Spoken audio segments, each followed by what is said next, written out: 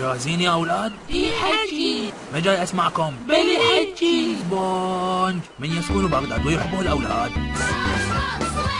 لونه أصفر مربع حساس.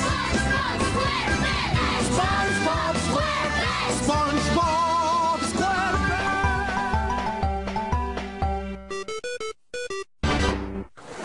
سبونج بوب في بغداد. الأمطار والفيضانات الأخيرة اللي ضربت بغداد حولتها إلى مستنقع كبير، وخلت الشوارع والبيوت بيئة مناسبة للحياة المائية، وهذا الأمر دفع سكان قاع الهامور للعيش في بغداد، فصارت بغداد هي قاع الهامور، وقاع الهامور صارت هي بغداد. فلا تستغرب مثلا إذا شفت شمشون قاعد يفتر بباب الشرجي، ولا تستغرب إذا شفت شلش قاعد ويا بنت سلطع بالكافيتريا. كلش عادي، منظر طبيعي بمدينة طبيعية. ونروح هسه البطل قصتنا سبونج بوب، هذا الولد اللي تخرج أخيرا من جامعة بغداد، وكان سعيد بحصوله على الشهادة لأنه كان يريد يتوظف ويحصل على راتب يعيشه ويخليه يقدر يفتح بيت. تخرجت، قضيت الشهادة، راح اشتغل. تخرجت. وراح سبونج بوب وقدم للوظيفة، وقاعد ينتظر وينتظر وينتظر وينتظر. أخيرا سبونج بوب اقتنع بأن الوظيفة راح تتأخر ويمكن ما راح تجي أبد، فقرر يعوف الشهادة على صفحة ويدور له على شغل، وافتر بغداد شارع شارع ومحلة محلة. وأخيرا جاره أبو نعال دلاه على محل صاحبه حج سلطع.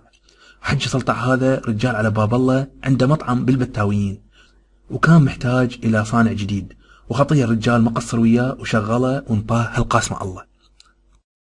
وأجر سبونج بوب بيت قريب من مطعم حج سلطع حتى يكون قريب من الشغل، وحتى يجهز نفسه على مود يكون عائلة بالمستقبل.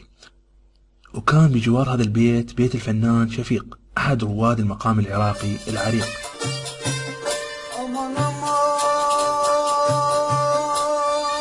وجار الثاني اسمه بسيط، يشتغل عتاق ويا جمعة. عتيق للبيع، عتيق عماتكم عتيق. وبعد ما صار عند سبونج بوب شغل وبيت، قرر يتزوج بنت الحلال، وحده بنية اسمها ساندي، يتعرف عليها سبونج بوب بمتنزه الزوراء يم القفص مال السناجب. وراح سبونج بوب حتى يخطب ساندي، واخذ وياه الناس الخيرة مشاية، وصارت القسمة، وصارت ساندي لسبونج، وسبونج صار الساندي.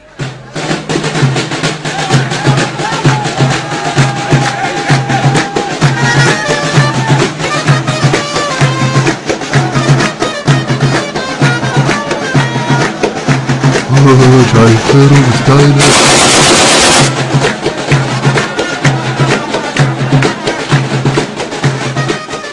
وقبل ما نختم قصتنا أحب أذكركم بالشهادة اللي أخذها سبونج بوب. تدرون هاي الشهادة هسه وين؟ الشهادة هسه موجودة بالقاصة مال حج سلطع يم الوصفة السرية مالته. هو هذا مكانها الطبيعي، مجرد وثيقة معنوية لا أكثر ولا أقل. إلى اللقاء.